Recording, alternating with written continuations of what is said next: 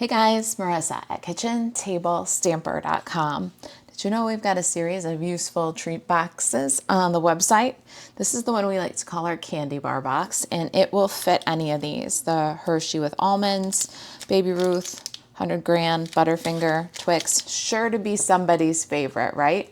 We're gonna dress it up with a charming duck pond, and let's get started.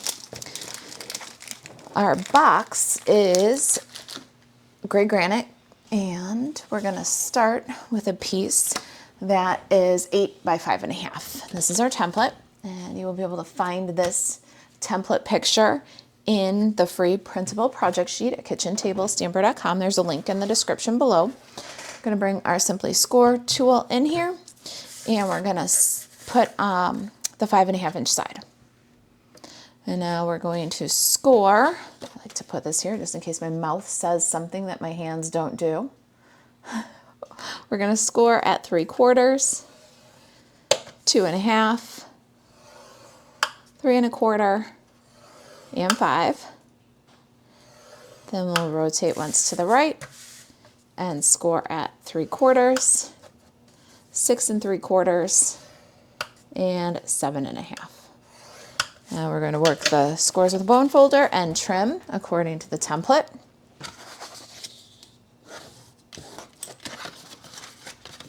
All right, there we go. And let's start with the 3/4 of an inch. That's the little bit bigger segment in our left hand, and go down to the bottom right corner. This skinny strip here is our glue tab. So we're going to cut out this little rectangle. And then across the bottom, we're going to cut straight on the long rectangle and angle on the square. The square is our little tuck tab.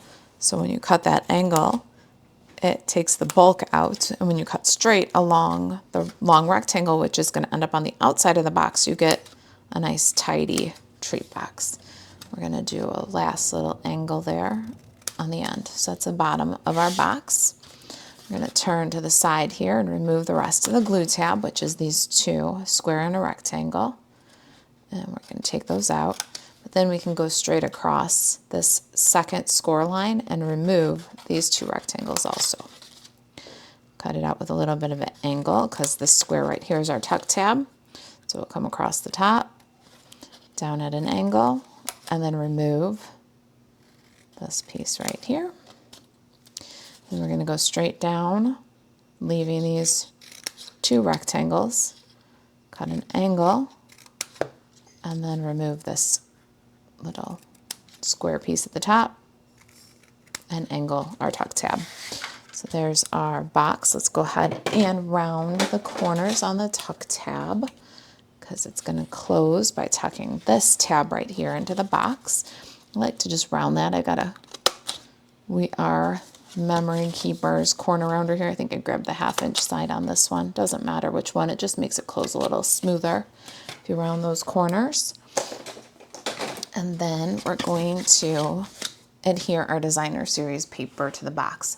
Wait, I stamped this one.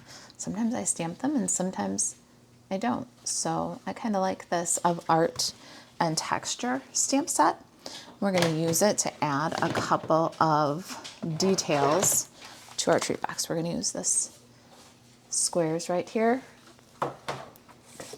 I've got gray granite ink and my Stampin' Pierce mat. Little cardstock to protect the surface because we're going to stamp off of the edges. And what we want to do is I kind of move down across it in a diagonal, remembering what is going to show and what is not. So the side of the box will show and the edge under the designer series paper. Same thing over here. I'm gonna do like this, and maybe over here. Just kind of moving diagonal across the box.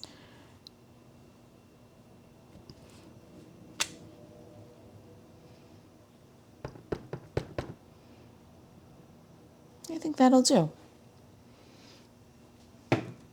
All right, now we can adhere our designer series paper front and back. I've got 1.5 by 5 3/4. This is from the Lily Pond Lane Designer Series paper. I'm going to adhere this with multi-purpose liquid glue on the front and back of the box.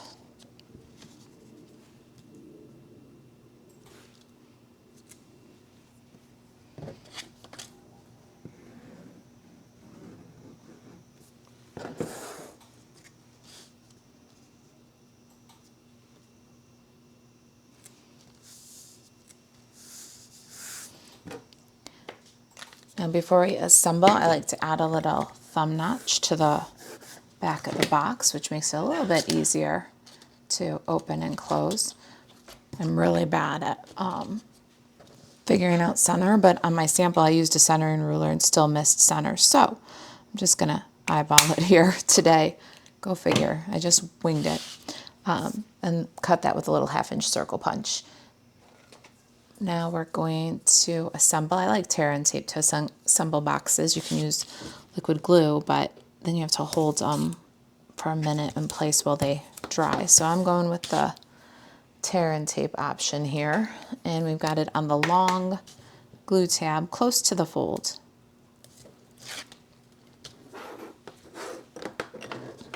Now we can fold the second score line and then back on the opposite first score line. Look at how that lined up. How perfect was that? I didn't even intend that, but it did. All right, now we're gonna put, this is the back of our box, so we're gonna bring the sides in, and then we're gonna bring the back tab to the front and the front tab to the back, because we want the seams to be consistently to the back of the box.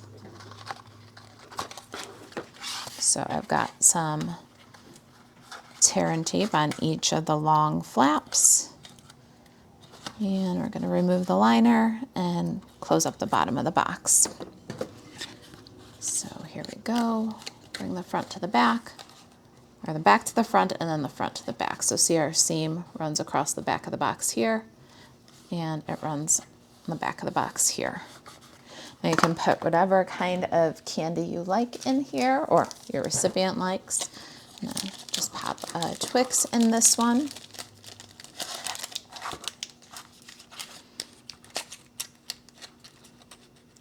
Close it up by tucking the top, and there's your candy box. Super cute, right? Let's do some stamping now. Oh, there, that's a better way to show that. All right, I've got some basic white cardstock, Memento Tuxedo Black. And let's get that Stampin' Pierce mat back in here. We'll start by stamping the outline of our little duck. And I really like this charming duck pond because of the two-step stamping. It's going to make things pretty easy when it comes to coloring this. You can get some multicolor images, but a little bit faster because of the two-step stamping. So the next thing we're going to do is bring peach pie and get that gray granite back in here. And the stamp, it looks so funny, but it's got the beak and the feet all on one, and all you have to do is line it up. And then you've got the fill for both of those. And then it has the one color for the feathers. Now you could just stop at this point after you've got this one section colored, or you can grab some markers like we're going to and make a nice multicolored duck. But that section, or that stamping, goes really quickly, and you could be done at that point if you wanted to. I'm going to take some Pretty Peacock and some Pretty in Pink and just add a little bit more interest to my duck here. I'm coloring the, do ducks have crops like chickens do? Like the throat here with the Pretty Peacock, the ends of the feathers, and then the tail, ends of the tail. I'm going to do this little ring here with the Pretty in Pink. And now we've got a really cool multicolored duck and no fuss. We didn't have to fuss at all. All right, we're done with the peach, so let's take that away. And we're going to do a lily pad and some cattails. I'm bringing in Pretty Peacock and Granny Apple Green now. My lily pad is going to be Pretty Peacock. And then my cattails, Granny Apple Green. And we're going to do that same kind of idea with the two-step stamping plus marker details. So we'll stamp the cattail, then we'll stamp the actual, I don't know, what is this? Flower? Fruit? I don't know. I guess you can eat them. So maybe this is the fruit of the cattail. But this is in gray granite. So now we're starting to get that two-tone. We're going to add a little detail. I've got light Granny Apple Green here, and we're going to just fill in the green with the green. Looks pretty cool, a little different. Add some visual texture this way instead of being outline stamped in black. That outline stamped in green looks really different, kind of fun. All right, so we've got that. Now I've got a tag here. This is from my mini pocket dies. So you guys, if you are following along, if you saw yesterday's video and challenge, we lost one of the dies for the duck pond, went searching for it, and as we were searching, came across my mini pocket envelope dies. This came out in a Stampin' Up! Publication a couple of years ago now, maybe. It's now an online exclusive, and I am determined to use this a little bit more, and this little tag comes from that die set. I've got thank you, and I picked up my thank you. You can use any little greeting here, a little hello or friend or for you, whatever you have. I'm always grabbing for thank yous. We're actually using this one on our thank you cards for our card club people. So this one was out on the desk. This little thank you is from Cutest Cows. We'll stamp that one on the tag. What other stamping do we need to do here? Let's do it while we've got these ink pads out. So there's our thank you. We'll set that aside. I've got two circles here, white Granny Apple Green punched with the 2 1/4 inch circle punch. You can use any approximately 2 1/4 circle punch or die that you have. We're going to just tear the bottom of the circle right off. Now we've got some grass for our duck. I thought this was too much grass, and so I tore a little bit less. I might have overcompensated there. That might not be enough grass, but that's okay. I make a bunch of these, and so should you. You can experiment. How high do you want your grass? Now I'm going to add a little texture to the grass again with the Art of Art and Texture stamp set. And now we've got a cool little green grass for our duck. And let's see, have we got it all? I think we've got it all. I think we can clear away the ink and do a little artistic background for our duck. We've got the grass with the texture. So let's add a little sky. I'm going to pop my circle on my scratch paper. I've got a blending brush and some Pool Party ink. Let's go ahead and make a sky background. I like to ink up my brush but then tap so that this mess right here that comes off the brush ends up on my scrap paper, not in the middle of my sky. And then I'll just pick up some more ink and continue layering on like top 2/3 of this circle until I get the kind of sky effect I want.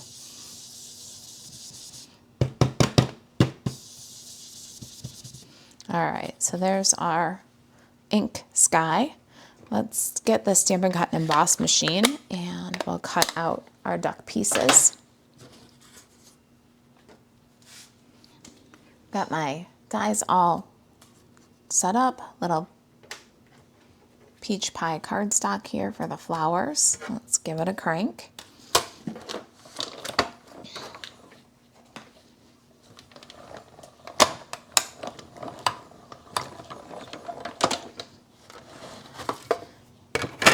And here's our parts. So cute. I love how fast they come together with that 2-step stamping. And we need just one of our flowers, so we'll set the other one aside.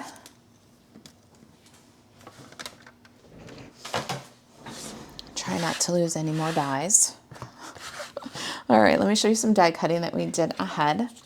So we've got this from Gray Granite, this fun label. I love this shape. I wish we had a nested set of these. This is from Iconic Imagery. This is an online exclusive. Has some really cute labels in it.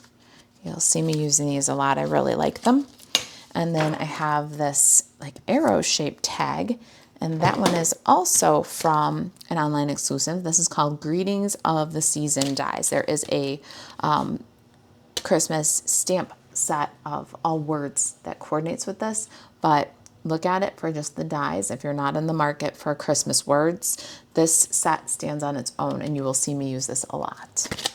All right, so we're gonna go ahead and adhere these two to the box with liquid glue, and then we're going to build our little duck scene. When you adhere your arrow tag, don't go all the way to the end with the glue, because I'm going to tie the little sentiment tag on there, and you want to be able to lift that up and thread the linen thread through to tie the tag. All right, looking pretty good, huh? How do you like the two different colors? You're gonna have to tell me in the comments which you like better, the pink background paper, the Pretty in Pink, or the Pretty Peacock background paper. All right, let's get our grass on our sky. So we've got a little scene for our duck, little environment. And then this guy is gonna get just a touch of liquid glue tucked in. Then what we're gonna do is grab a mini dimensional and pop up the end of it. So I'm gonna lift and then put the mini dimensional on the circle and adhere that down so it kind of goes up on an angle there. I'm going to put the circle on the box, but the circle is wider than the box. So what we're going to do is grab our dimensionals and put them like a triangle. Now we know that the dimensional's on the box and not sticking out past the top or the bottom edge, leaving sticky exposed. Can pop that right on to those dimensionals. Cute, cute, cute. Our duck can have some dimensionals too. I love that about treat boxes. You can just stack the dimensionals as high as you want. And so we're going to dimensional our duck. And I'm also going to dimensional my lily pad too. Let's get this little guy on there. Where's my lily pad? Aha, under the glue, good place for it. Little dimensional on the back of there. We're gonna cover where these two meet. And then for my little lily pad flower, I'm gonna put a dimensional also, but I'm gonna put it way up high on the end here because it's gonna overlap the lily pad that's already on dimensionals. So there we go. Our thank you tag.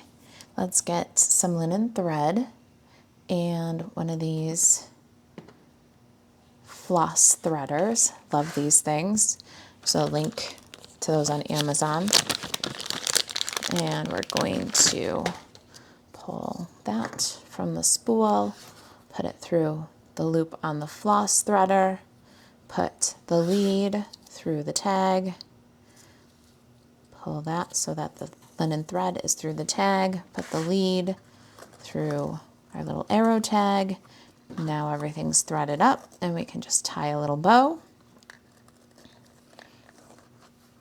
I did tie the tiniest little bow here.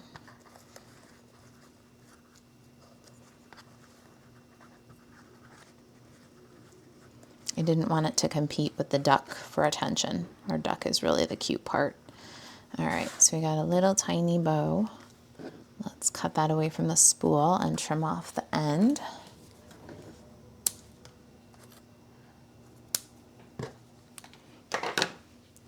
And now I'm going to get a half a dimensional. Maybe a whole one. Let's be generous. I want my tag to have a little lift also. So we're going to put a mini dimensional there and pop the tag right on. Now, what project is complete without a little bit of sparkle? I've got some iridescent foil gems here. I love the gold sparkle there. It kind of, I don't know, has a feel of like little fireflies or something floating up from the reeds here. So I'm going to do 3 of those. The little dragonfly embellishments or brushed brass butterflies would be really cute here too. And there you go. There is our candy box.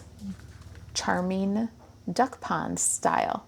All right, you guys, let me know which one you like better. The pink, Pretty in Pink designer series paper or the Pretty Peacock designer series paper. Maybe you just want them both, like a set. Leave a comment. Don't forget to like and subscribe. If I can help you with anything crafty, email us, staycrafty@kitchentablestamper.com. And to shop Stampin' Up! 24/7, you can buzz over to marisa.alvarez.stampinup.net. Thanks for watching. I'll see you in the next video.